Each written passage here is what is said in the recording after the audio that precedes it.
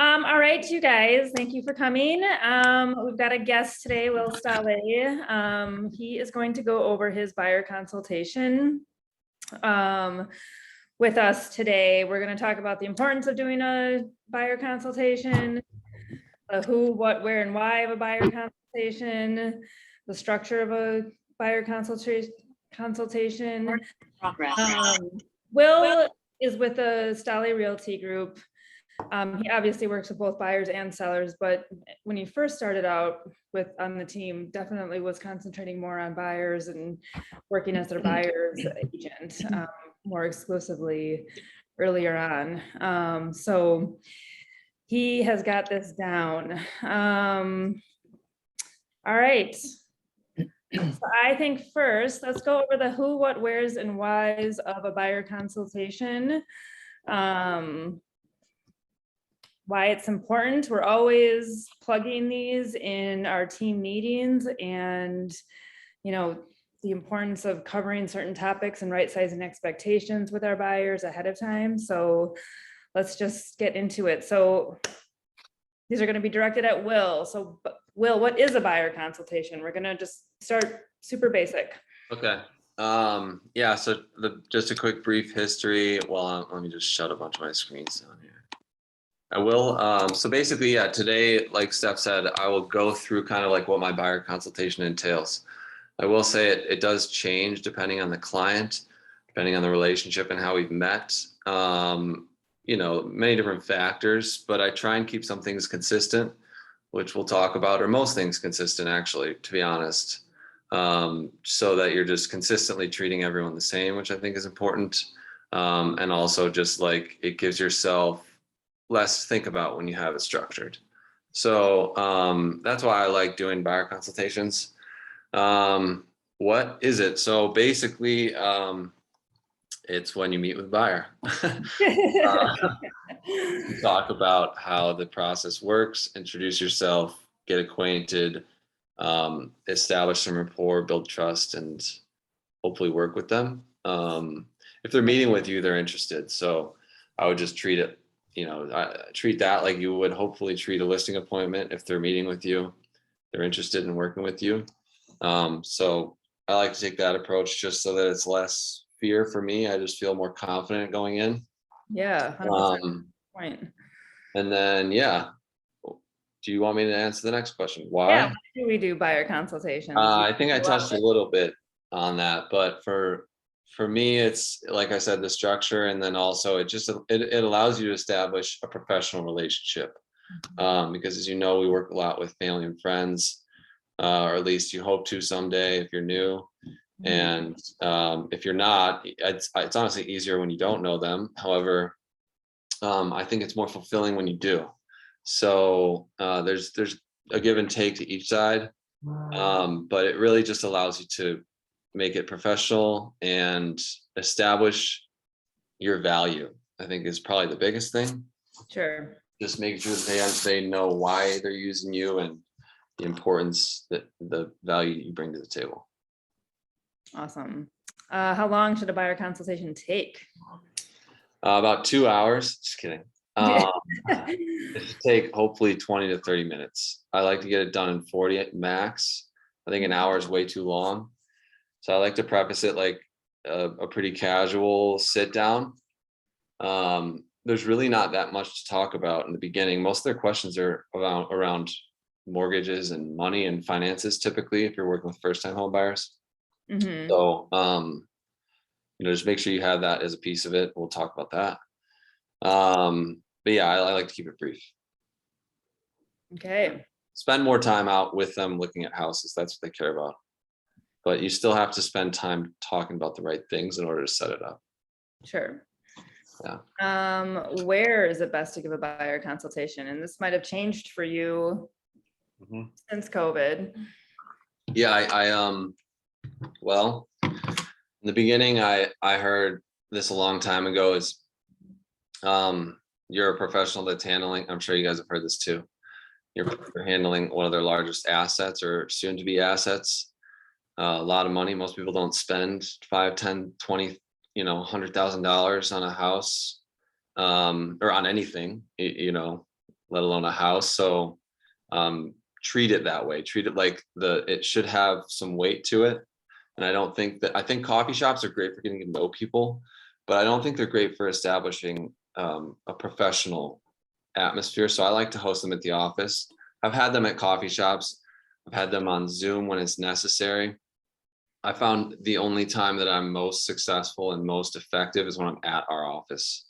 Because if you're going to meet with like a tax accountant or a dentist or the doctor, you go to their office. So that's kind of the way I treat it. Mm-hmm. Um, Just a reminder, guys, too, all of our key fobs work at all of our offices. So if you're out on the west side, feel free to have a buyer consultation or meet people in the TOSA office, and same with North Shore. You know, yeah, and I also think like now that a lot of our offices are updated, I mean, almost every office is new within the last 5 to 7 years. So they're pretty impressive spaces when you look at it relative to most people's workspace. And if you like one office better than the other, you can just schedule your appointments there or whatever makes sense for your location, like Steph said. Yeah. Mhm. When is it best to give a buyer consultation? I like to do whenever they're available, but I don't make myself too available. I like to specifically tell them times that I'm available rather than like when works for you. I'll say like, hey, does Tuesday between 2 and 4 or Thursday from 5 to 7. Or I'll also preface it with like, I do work nights and weekends, so don't feel like that's not an option. Oftentimes like a good Saturday morning or Sunday morning is probably my favorite because you can grab coffee, no one's rushed, and then you can go hit an open house if you want to afterwards with them. So like you could kill a lot of birds with one stone if you do it on a weekend. And I have more energy earlier in the day, so I like to do that rather than waiting till 4 or 5 o'clock and I'm tired at that point. Ideally, are you giving your buyer consultation before your first showing? Do you like to meet them out at a showing first and then? Yeah, good question. Always beforehand. I never show houses unless I know them properly. Okay. So I actually know them and like know some more about their life and stuff, but I really don't show houses until anyone's pre-approved anyways. So for me, it's buyer consultation first. If it's a friend, I mean, you'll randomly get phone calls to go see a property and you have to move quickly. That's different. But I will never meet a stranger at just a house because I think that's dangerous. For them, if they're bad. But no, my mom, it's funny, my mom used to like be scared of me going to stuff alone or open houses. I'm like, I'm not the one you have to worry about, mother. No problem. No, but I think it's important to be safe and establish a relationship and just do it at the office and make it your first priority. And just I specifically do things the same so it's easier for me to explain because there is only one explanation for me. It's like, this is how I operate. And if you want to work with me, I'd love to work with you. I'm not saying I wouldn't, but here are the steps. And you just have to be confident and say, like, we meet at the office. Here's a lender. A buyer agency is another thing we'll talk about in a second, but they're pretty much like not negotiable for me because in order for me to give you everything that you're looking for in a very good agent, I have to have some buy-in on their end too. So 100%. And I think that just like further establishes the fact that you're a professional. You have other people that you are working with, you know, you have to keep this systemic. So awesome. Yeah, and I don't like, I'm not saying I don't stray from this because I definitely do, depending on how I'm a person. But if and when I feel like I don't have control or I don't trust that a buyer's working with me and I haven't had a buyer consultation, that's the first thing I'll suggest. Even if it's 3 months into our relationship, say, hey, we actually haven't had a chance to do this. Why don't you come into the office? And then I always offer like bring coffee or whatever it is, or just have something for them. Just because face to face, I'm much more effective than anything else. And so. Awesome. And then who is it best to give a buyer consultation to? Anyone who's interested in buying property. I don't know. I would say like the people that are involved in the process. So don't just settle for like, hey, I'm available, but not my partner or my husband or wife or whatever it is. Like say, are all the decision makers here? Because I've had times where they aren't, and then they're not on the same page until you ask them the right questions. So you're going to end up wasting your time if you're showing things to them and the husband doesn't like it because he wasn't at the meeting. So like, and you can't always assume that husbands and wives or whoever partners talk about things with each other to detail, or maybe last time they talked about it ended in a fight. So you're kind of like that mediator. And you don't want to, you're going to be spinning wheels if you just don't actually know from everyone involved if they're on the same page, and if not, how to get there. So I think that supports the case for doing a buyer consultation, even if they have bought a house before and maybe are familiar with the process, but you still just want to establish a relationship with parties. It's not just for first-time home buyers. Correct. Yeah, I do it with every buyer. And things change, and the old adage, they're not the same person, and it's not the same river. Like people never cross the same river twice.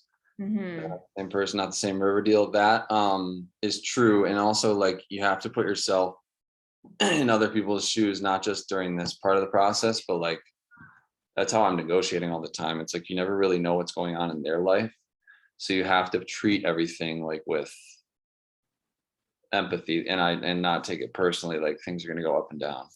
We're getting into the weeds here, but you guys get what I'm saying. This is all important stuff. I mean,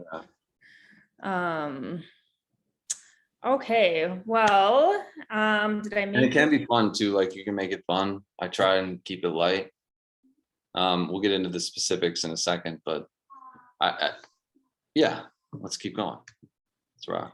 All right, I'm gonna make you host if you have anything to share. Do. Awesome. So I have materials. If you'd like to look at them, we're changing a lot of our stuff right now because we just rebranded. So our listing packets are ready, but our buyer consultations, we're still working on some stuff. So I have bits and pieces, but I'll mainly, I prefer just to talk through it. And I think what Steph and I are going to do is kind of role play a consult. And I'll give you guys talking points as to like how I navigate that. I wouldn't say that as far as structure of the actual appointment, I sometimes switch it up, but I always like to start with just as much as I can about them, because I feel like if you start by talking too much, you're going to lose people's interest, because it really is more about them than it is you. So if they're there and they're sitting at the table, they want to work with you. And so I think it's yours to lose rather than to like win them over. Like you're going to win them over naturally if you just kind of yourself. So I do have a consultation. I have a book. Now I don't even want to get into this yet because I don't really go through the book while I'm sitting with them. All the materials that I have are auxiliary for me. It's more about the conversation and making sure that they know I'm getting what they are needing and wanting, or at least exploring that. The content of the materials is more for them to take home. Sometimes I'll send it ahead of time or drop it off. Most of the time it's just at the meeting though. And then there's a few pages I'll call out. Like if you go on to command or designs or whatever, you can find listing and buyer consultations pre-made. A lot of our stuff comes from Keller Williams materials with like sprinkled here and there is our branded material and our numbers and our data. But everything has been done in this industry and put out there, and you have so many platforms to like leverage that you just got to look around for it and it'll be there. Even if you go on Facebook onto a group, you'll be able to find people that have uploaded so many different documents. So just explore and you'll find like what works for you. But what I really like to have is a flow chart, talks about the process, because that's the first thing that helps me establish the relationships that are involved. So I'll have a flow chart. Let me see if I can pull that up for you. Okay. And it mainly just talks about, all right, here's where we're at today. We're choosing a real estate agent. And that gives me the opportunity to say like I appreciate you trusting me and choosing me. And I'm not assuming that they've chosen me for good, but by the end of the appointment, it's pretty much a done deal as far as like, I leave it pretty loose. I'm like, you can break up with me at any time kind of thing. But that would really be only if I like piss you off. I always say something like that that's kind of funny. Yeah. And they laugh and they're like, oh, never. So sorry, I'm trying to find this one buyer book. Okay, here we go. Good. All right, let me share my screen. So going back to materials, so you've got hard copies on hand, and then of course you're keeping a PDF of it so that you can. Yeah, so here's the PDF. You can share this via email ahead of time. I like to get the hard copy because, and then what I say is like, you might not need this, but when you're done, I ask that you hand it to the next person that's interested in purchasing a home. So I just kind of, and a lot of my friends, like if I'm going to work with a friend, they don't need the book. Like you're there, they're signing. There's a lot of like slam dunks. Still bring the materials, and you have to say, please give this to the next person that you think might need some assistance. So okay, so that's a pickup I've never heard. That's awesome. I'm going to incorporate that now. That's great. okay, you guys can see this, right? Yep. Okay, so a little bit about us. Mainly I'm like holding this upside down and not even reading it, but what I say every time is, this is the Stalle Realty Group. I explain a little bit about us. I don't get to this though until after we've had our conversation in regards to what they're looking for. I might start with just like loose, like tell me about you, build a rapport. So before we even get there, let me just back up. So build rapport, sit down, build rapport, talk about what they do, ask about their job. You know, the old, like, what is the thing called? Friends, work. What is that one? Yeah. What's the acronym? Ford. Yeah. Ford. Yes. Family, occupation, recreation, dreams. You don't have to go to dreams because it can be a little weird, but yeah, their goals are. Yeah, maybe save dreams for another conversation, because I think the beginning is like, where do you live? What's your plan? Why do you want to move? Where do you want to live? You know, it's pretty simple stuff. And then I jump into the team a little bit, and then I get into the details of how our relationship will work. So let's just assume that we've already had our rapport. I don't think we need to role play that necessarily. No. Then I'm saying like, hey, here's our team. This is how we operate. The reason we operate as a team is I have administrative staff that's there 9 to 5 throughout the week. They're like my quarterbacks on the back end. They make sure all the people that are involved in the transaction are up to date. And the goal of one of our main goals is to make this as smooth as process for you as possible. And I like to make sure that people feel like we're taking the stress and you're making the decisions, but we're taking, pretty much all the labor out of it for you, so that you don't have to think. I'm just going to present the options for you, and we're going to try and make it as fun as possible. I'm going to stop you there for a second. For those of you who are using transaction management, leverage those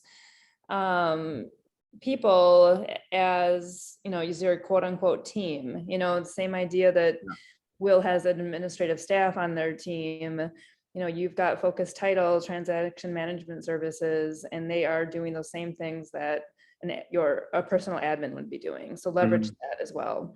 Yeah, and I'm going to come from the lens of a team, because that's the way that I approach it. Now, if you are a solo agent, I would tweak it slightly. But as far as a team, I would reference like Steph said, the contract management, or just the Keller Williams office in general. Yeah. If you're new and you want to pull an experienced agent with you into an appointment, like, you'd be surprised at the generosity of agents. If you ask them, it's more of an honor for them than an annoying thing. I think most people think like it would be annoying, but you really would get a lot out of just like having someone there that can kind of give a different perspective, and you can still run the show.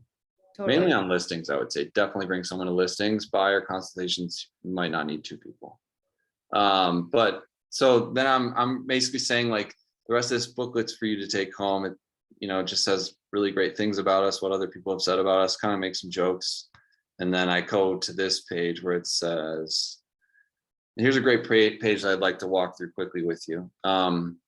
Just a flow chart is, and if you've done this before, I apologize, but I just want to reacquaint ourselves. And if you're new, let's run through the process. So at this point, we're selecting a real estate agent. The next step is clear. It's obtaining the financial pre-approval. It's not clear, but based on the flow chart, it is. So then for them, it's like, this is just a logical next step, and it kind of just sets the tone. Then we're going to have our buyer consultation. Sometimes I'll meet with buyers before pre-approval, but I won't show them houses until after pre-approval. So if they need a lender, I might send it to them ahead of time, and hopefully they've had that conversation and they can do that before we meet, so we can kind of hit the ground running. If not, I'll just say, let me know when you're pre-approved so that we can properly find a house in the price range that you can afford. The rest of it, it's funny, I don't really go too far into details past that, other than like how we're going to select, view, and write offers. But the offer details, I like to tell people, like, I'll save most of the details for when we're actually in the moment. Because A, the market's changing and sometimes strategies change, but B, there's so much information for us to take in right now that I want you to be focused on this part of the process. And then when it's time, we'll go deeper into a contract if you'd like. But I'll always explain, like, if they say, no, I'd really like to go into the contracts today, then fine, we can do that. Not shutting it down. I just think it can confuse people, and it can confuse you too, because it can, unless you're really savvy, like with the contracts, knowing every word, like, you don't want to be called out on something that you're gonna have to explain. So just make sure that you're prepared. Well, as far as just, introducing an offer process, I mean, do you go through the main contingencies? Yes. Yeah. So what I'll do next in our folder is an example of an offer, an example of I believe a condition report as well. There's a handful of things. Feel free, if you ever want me to walk through it, I can talk you through that. What I'll say, yes, is first is price. One of the biggest contingencies that I'll talk through during the consultation is inspection contingency and financing contingency, because I think those hold the biggest weight aside from price, in my opinion. Yes. Now people will say, oh, I've heard there's some crazy things going on with inspections these days. I always recommend an inspection. In my opinion, if I was purchasing a property and I didn't have an inspection, I would be a little weary. However, I do have to inform you that we have seen a trend of people taking inspections off when we're in deep competition. Although I don't, condone that or suggest that. If you feel like you might be losing to that, and I have lost to that a few times, it can be tough to beat. So something to think about. I don't encourage them to do it, but Just a tool that you might have to employ. you might be competing against it, is the way the way I say it, and I let them think about how that would affect their decisions. Mhm. But it really depends on the property too, like how old is the house, when were the last repairs done. I mean, there's a lot of things that go into that, but I never sway them either way. I just give them, like, I encourage inspections. However, this is happening right now. The last 4 or 5 I've written, I've had inspections and successfully gone under contract. So, every market's a little different. There's swings. I think fall will probably pick back up to be pretty competitive based on the nature of the listing inventory. But we'll see. So that's the big one I talked through. As far as inspection goes, you want me to talk through? Now, mind you, I'm doing a lot of talking right now. I've already probably talked to them for like 15 minutes about them, or 10. Sure. Like, I think the main points with covering inspection too is just having them have an understanding of the time commitment. So, making sure once we have an accepted offer, it'll be about 3.5 hours, if you're a first-time home buyer. Yeah. So I'll explain, sorry to cut you off, but just like, as far as they're like, oh, what does an inspection entail? The way I would basically explain it is, after we have an accepted offer on a property, the contingencies begin. One of the first ones, aside from earnest money, which we might touch on, it's pretty simple, is inspection within the first 2 weeks. Now, that's our time to go inspect the property. I have licensed inspectors that I've worked with prior that I always will give a few, and I'm happy to schedule them for my people, because I can schedule it myself and say, here's the next available times, and I can make sure that I'm there. Sure. Because if you leave it to them, then they schedule it, then you got to kind of shuffle around if you've already got things on the calendar. Totally. So I like to schedule them. And then if you need a couple, I have some good inspectors. Everyone has a couple good ones. And I just say they'll come, they'll inspect the property, top to bottom, all the mechanical systems, they'll test all the appliances and whatnot. If there's any defects.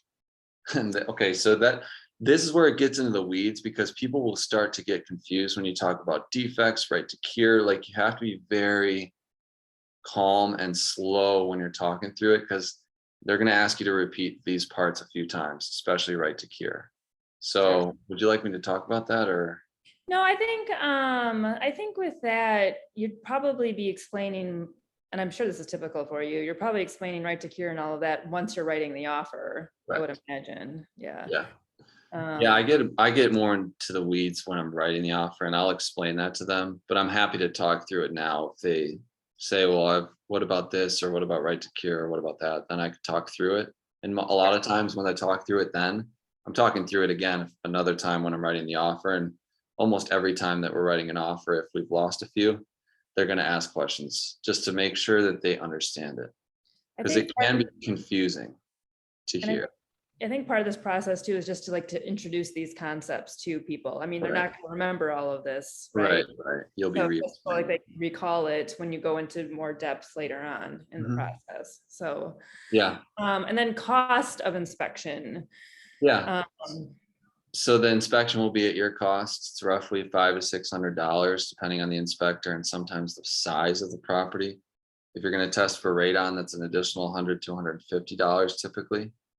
And we can talk through the radon contingency quickly if they'd like. But yeah, inspection is probably the one I explain a little more in depth. When we're talking about financing, I just tell them in the contract we'll be outlining your financing. We will need a loan commitment, and it doesn't always match up. Like your situation might change and the rates might change. But this is just a rough outline of how the financing will look and what we intend to do. mhm. And we will have a rate limit and stuff like that. So I'll kind of talk them through that a little bit, but I wait until I'm writing offers to go deeper into the details, because then I have it filled out and I know their situation, and I can explain it as it relates to them. Because if they 100%. haven't met with a lender, it's hard to explain something if they don't understand what they can actually afford yet. Okay. Let's get into viewing properties and the showing process. Yeah. So this is the fun part. I usually end with this. It's only like a few minutes. It depends on the person I'm sitting with, how deep I'll go in as far as like the details. But what I'll typically do is have my computer so I can show them what it looks like. So you guys can see this, right? Yep. So if you're in your MLS and you go to contact management, so what I'll say in the beginning is I'm available for showings all the time. I'll let you know what my schedule looks like, but don't be afraid to reach out to me nights, weekends, because we need to move quickly and swiftly during this market. So I'm a big proponent of texts.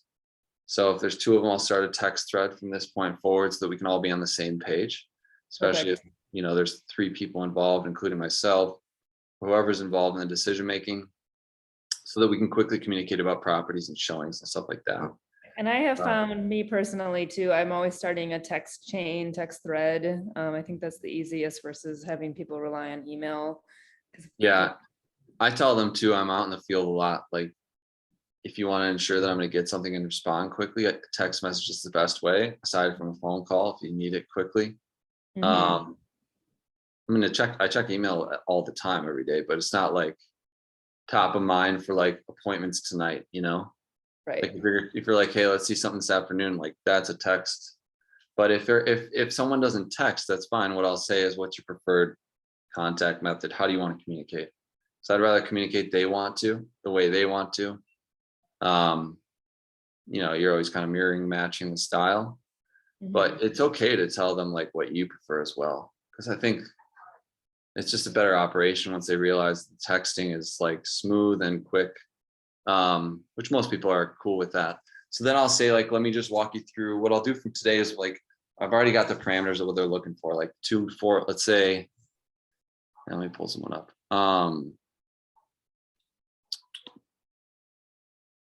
Sorry, you guys can see all my clients' names. Don't look. Here, I'll pull Quinn up. So in the portal, you can go to their portal and then you can go view portal. Okay. So when you're viewing their portal, and if you don't know how to set up someone in MLS, you can kind of stumble your way through it. But This is also separate MLS trainings too. okay, good. So I go in and I open up a portal of someone that I'm working with, or I'll create a fake one for myself. So I'll say, I'll set you up in an MLS portal. The reason MLS is really important because you want real-time information. You really can't trust Realtor.com, Zillow. They're syndicated. They're not directly from the MLS. They are directly from MLS, but you'd rather be straight from the source, right? So like, this is the most up-to-date real live information. Also, this is where you're going to access off-market properties called delayed listings. So listings that are coming to market rather. That's important. Only agents who have access to the MLS can share that, and only people who have an agent with a portal that they've signed up for can see delayed listings, unless someone is posting on like social media or something about it. Now, sorry, a comment I'll always make too is, yeah, please feel free to look on Realtor.com or Zillow.com. Some people just, are comfortable with those platforms, right?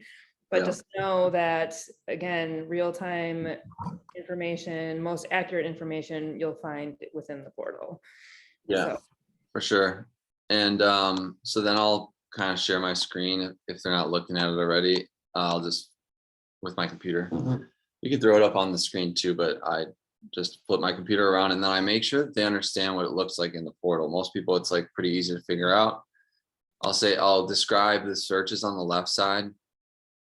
I'll say I can create one search for you, or I can create many. Some people like, each search is going to offer its own, individual emails that are going to come. So it depends on how many emails they want with the frequencies that they'd like. Some people would say I want all of it together, or I'd like each subdivision, or I'd like each area. So it depends on what they'd like for that. And then I have them set up, they're getting emails and whatnot, but they can log in here.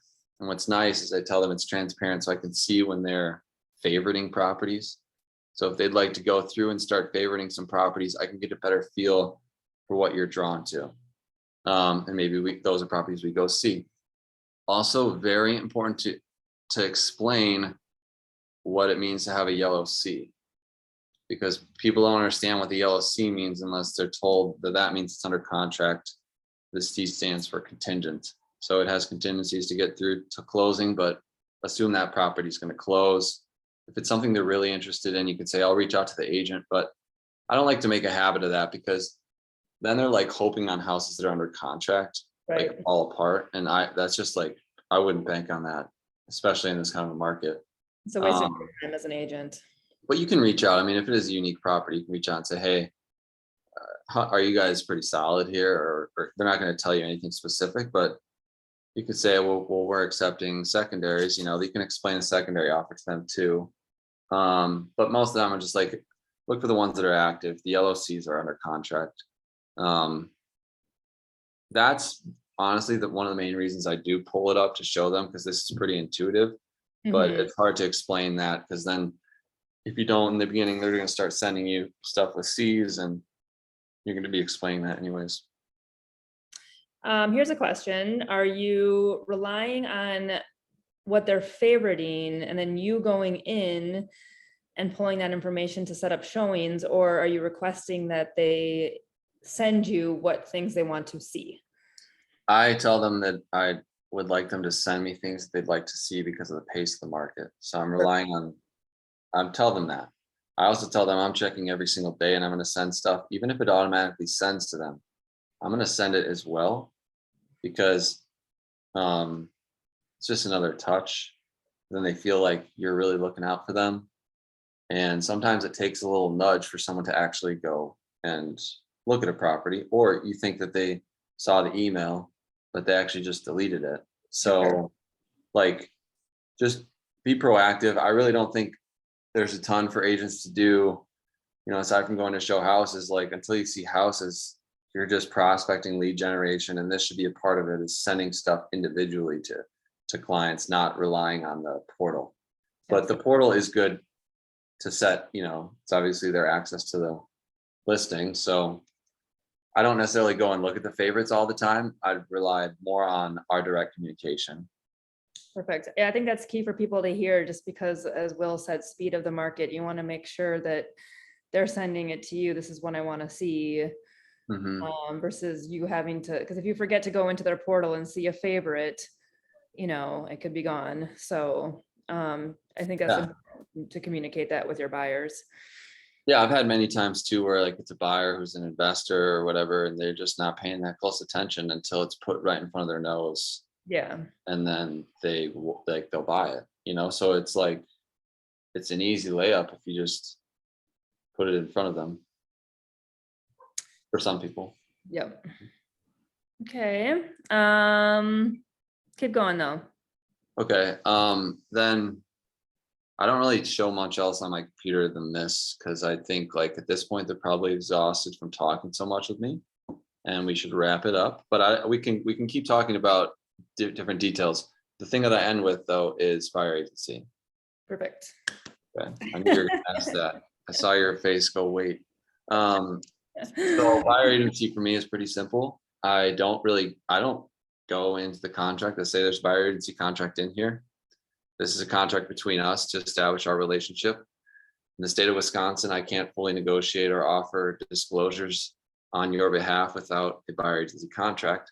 So for me, it's a requirement to work with me. In order for me to fully work on your behalf, I need to have this relationship. You can cancel at any point in time. And that's usually when I say, like, if I happen to piss you off, like we can part ways, no problem. And it happens. Like sometimes you just don't vibe with someone or something, is out of your control.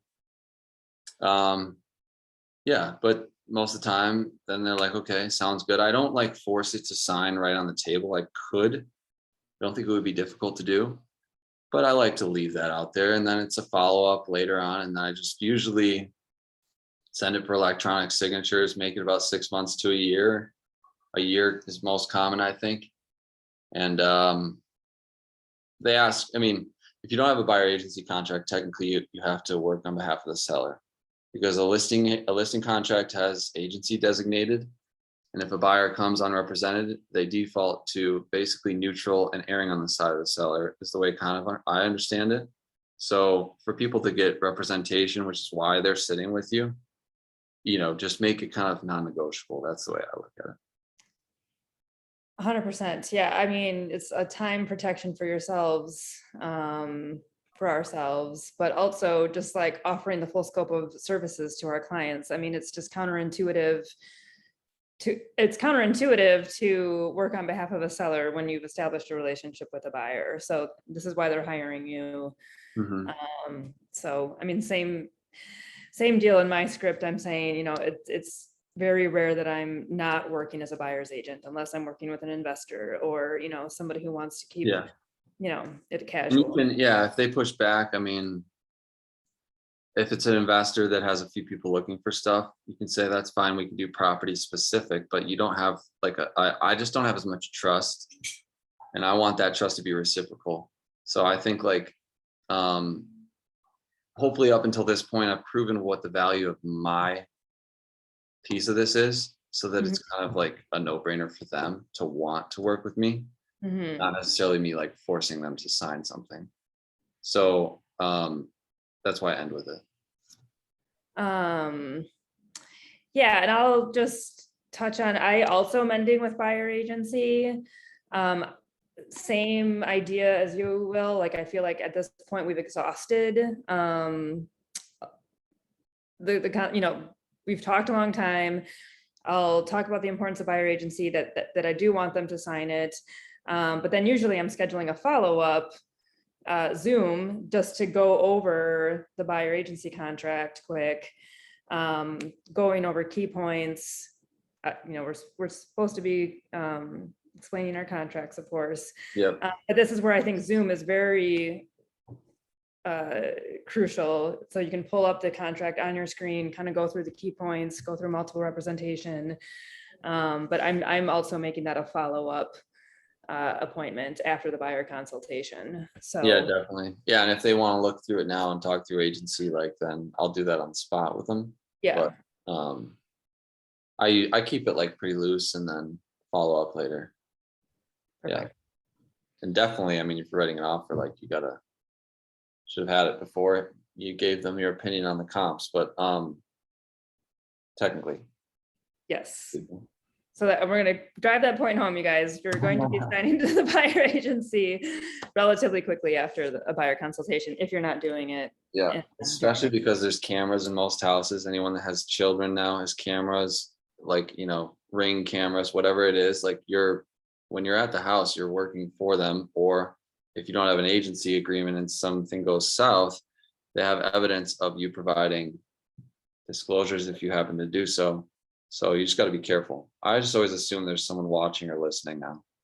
And I make sure to tell that people, actually, that's the point that I always say before I walk into a house, sometimes at the buyer consultation, is just be mindful of what you're saying. I've had things go south from things that people have said about the seller. Yep.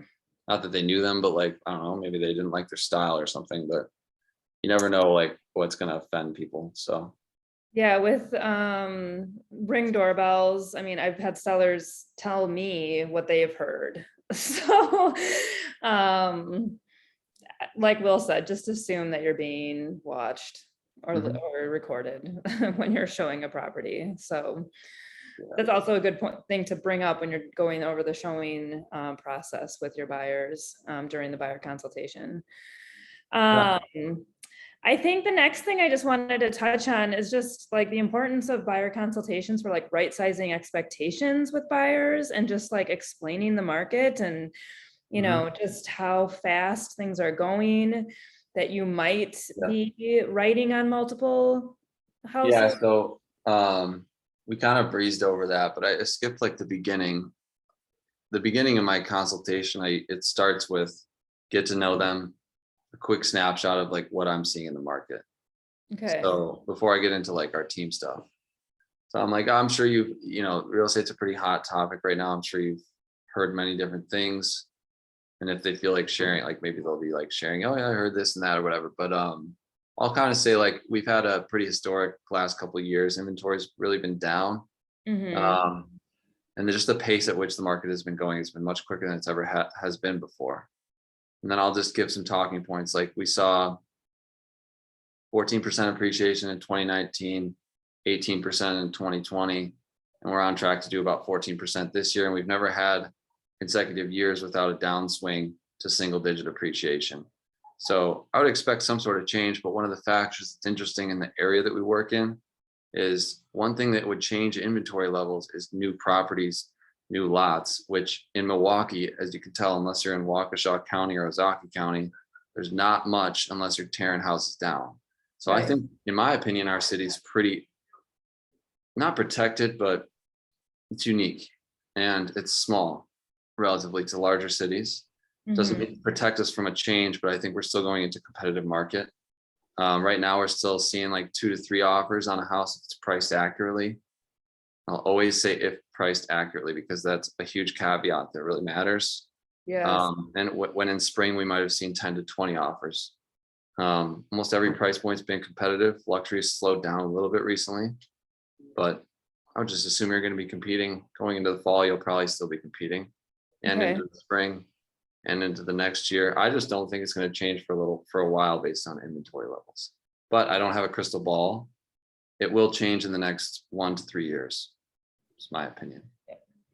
Have you guys noticed how Will was saying that? I mean, he's got this down, right? So he can just rattle this stuff off. Yeah, I mean, probably just like tease you up pretty much, just regurgitating like everything that we hear regularly on a Tuesday and then like put it into like your style, how you talk. That's it. Make it simple. Do you want to stop your share and pull up so we can get the grid of people here? Oh wait, do you want me to hear? Wait, let me just show you the rest of my yes, please. Consultation. So then after this page, we have a bit about the financing side of things. Well, every aspect of it, like what goes into that, but I would refer to the mortgage lender for the specific details. And we go into like generalities of making an offer, closing 101. And then we end with frequently asked questions, because I think it's good for them to see questions that they might not have asked, and there the answers are, like So it's pretty good. And I always tell them if you think of other questions along the way. In our buyer consultation, we do have another packet that goes through tons of questions that we ask. And my line for that is I'd rather ask you 75 questions and show you 5 homes than show you 75 homes after asking you only 5 questions. It's good. So I want to be laser focused now. And if I haven't asked a question or something comes up later, like let me know. And things change all the time too. Sometimes what they want, they don't know what they want until they start seeing it. So that's it. Let me stop this. All right, go ahead. All right, okay, thank you, Will. Questions, comments? No? I got one. Yes, please. Everybody says, at the buyer consultation, not to necessarily have them sign the contract. Sometimes I feel a little anxiety behind that because I feel like I'm risking not getting it signed. Then Yeah. by all means, yes, go for it. Yeah, no, I have done it on the spot too. And I think that's good.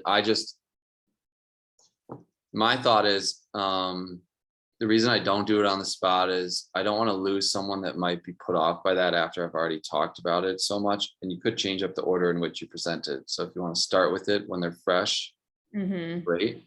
But I think by the end of my appointment, my goal is to make sure that they feel like I'm the guy that's going to help them get to where they want to be. And if they don't feel that, then maybe I'm not the guy and I don't want to be that guy. If we don't have like a connection, if I don't feel like there's trust there, and sometimes it takes a lot longer than a consultation to build that. So that's why I don't always push it. But if you feel like you have that and you can present it in the right way, I don't think it would be difficult to do at all. Okay, so if I don't do it at the buyer consultation, what does the follow-up call or Zoom look like? So Maureen has a good script for this. I'll just kind of like regurgitate it, but all right, you're going to start to look at houses. You might have it with you, an extra copy, or ahead of time and just say, would love to go show you these properties. In order for us to move forward, for me to negotiate and fully disclose when we're at the property, I want to be able to tell you my opinion about the property, not just what's already disclosed by the sellers. So in order for me to give you the full service, I need for this contract to be signed before we go and see properties. So if you explain it properly, they'll say, yeah, no problem. But that would be when I do that. And then if it's in person, you say, hey, like you just bust out the contract, like they ask you a question, wait until they ask you a question that would elicit a response that requires buyer agency. So that's another way to do it. If they're stubborn, and they ask you, what's your opinion on this price? Or if it's a high listed, what do you think it should be listed at? I can give you comps, but I can't give you my opinion on the comps, right? Like you can kind of dangle the carrot a little bit that way. Or if they say like, what's it going to take to get this house? I mean, if they start wanting to write an offer, any kind of questions like that, then you say, I can't answer that until we have a buyer agency contract. So there's ways to, honestly, I've never had someone say no, unless they were an investor that had multiple relationships. And the assumptive close too. I mean, not even making it an option. Yeah, I really just say I require it.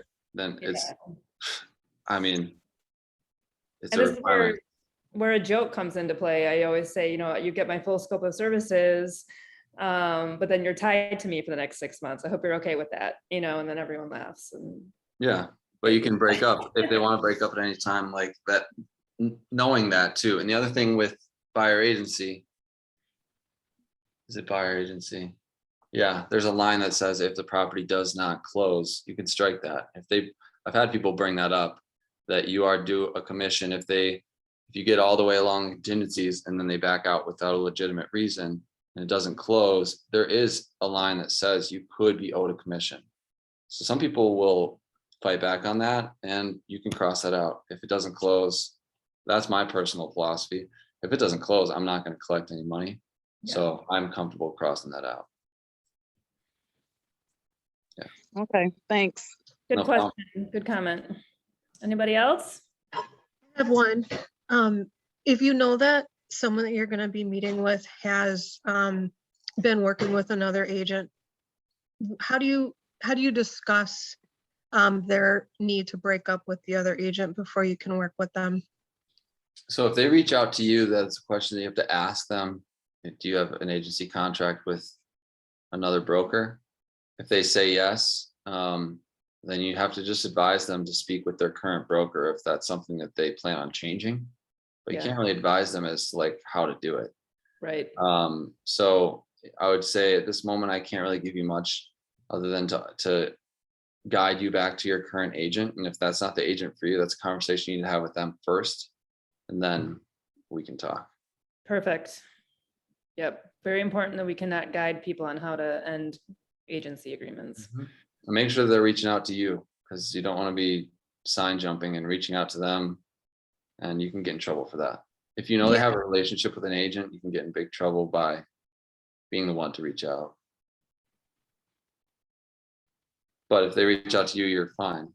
So just don't give them much until they start, or just leave things for them to like ask about, and they'll figure out how to do it, to come back to you. Like, they know what that means. So if they say that they've never signed an agreement with this person and they reached out to me, we're okay. Yeah, you're good. Okay. Mhm. But sometimes they don't know. Sometimes they forget that they've signed. Just be careful of that, Mhm. because buyer agency disputes happen all the time. Yeah, If someone works with someone else, or another agent swoops in, you won't see this property unless you work with me, kind of thing. And they have buyer agency, don't worry about it, I'll send them a referral fee. I mean, like that stuff happens all the time. So you got to that's where I'm like, I do as much as I can. I can't control everyone else, so I just control what I can control to make sure that they want to work with me, and that's it. Sometimes if they don't want to work with you, then it might be a blessing for you, because they would have been a pain. Or you just like your styles don't match up, or they have a relationship with their aunt who's, I've had some of my best friends not use me as a realtor, so I just don't get offended by that stuff anymore.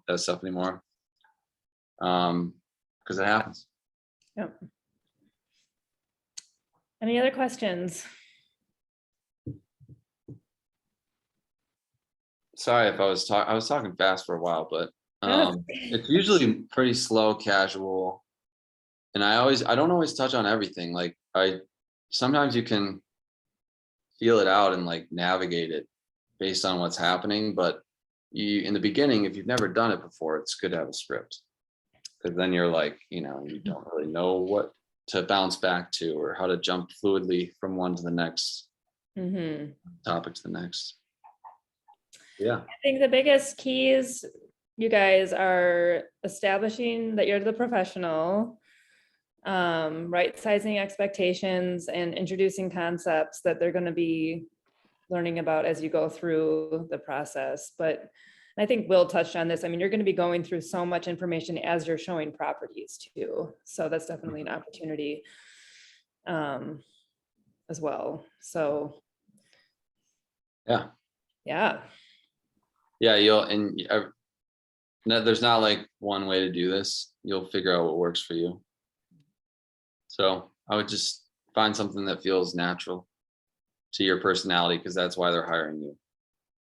Is they like to hang out with you for a few hours and look at houses. It'd be great. thank Yeah, you. it's you did a good job. Thank you. Well, I think that what they need is, it's a very complex process. And your first buyer consultation is to show how simple it can be if they work with a professional. Right. You'll take on the complications and make it streamlined for them. Correct, yeah. You've got a And I good always feel person. like that's a good point. There's rarely something I haven't come across. And if there is, we'll figure it out. We have a team of people to figure it out. So I just go in with confidence, and there's a solution to every problem. Great, perfect. Thank you for your time. I appreciate All it right. so much. Thank you very much, Will. Good All luck. right. See you guys Thank later. you, guys. Bye-bye. Thank Bye. you. All right, we're off next week. All right, everyone.